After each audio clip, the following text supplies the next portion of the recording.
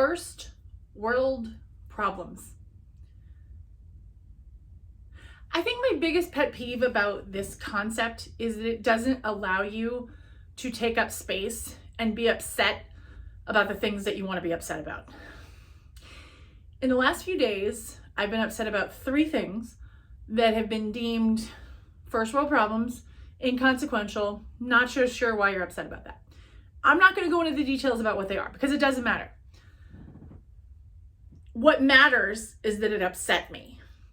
And letting myself take space to be upset about something is kind of a new thing because my entire life, especially my childhood, I wasn't allowed to take up space.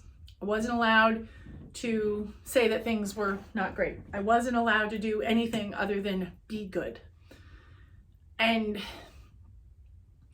it's taking me a great deal of time to walk in my space and be in my space and share my space with other people, certainly in an amicable fashion.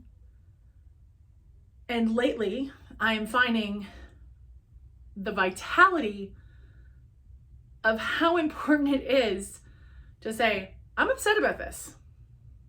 I don't like this. I'm unhappy about this relationship, how this relationship is going. And as somebody who is outspoken, as somebody who is a facilitator and a speaker, and somebody who coaches a lot of people, I am the boss of balance after all. Remembering some days it's a description, other days it's an aspiration. And in all these days when I've been taking up that space, case in point was last week. I'm in physical therapy for my knee. I've talked about that before. And I'm on week 12 of that journey. And I just all of a sudden started crying. I hit a wall. I read this somewhere not too long ago and I love it so much. Sometimes you hit a wall because what you're supposed to do is put your hands out and lean on it. And I couldn't figure out why I was crying. I was very upset and I couldn't figure it out. And I said, you know what? I think I just need to cry right now. And I think very often we would do ourselves a lot more good if we just let ourselves cry. As my mother of choice is fond of saying, sometimes crying is the better release that you need. And sometimes it's all you need is to release something. So, what am I talking about?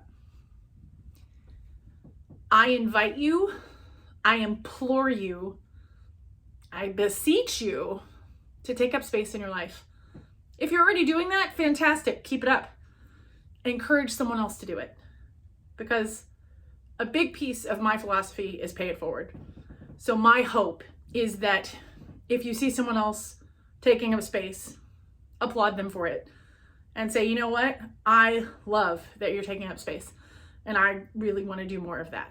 And surround yourself with people who take up space because it is something that you can learn by watching other people do it. I'm Jen Haston, the boss of balance.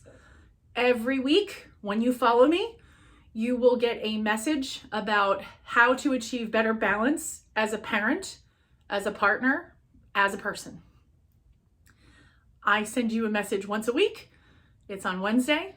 It's all about seeking your balance. So I'll see you next week. In the meantime, keep seeking your balance, whatever that looks like. And remember, take up space.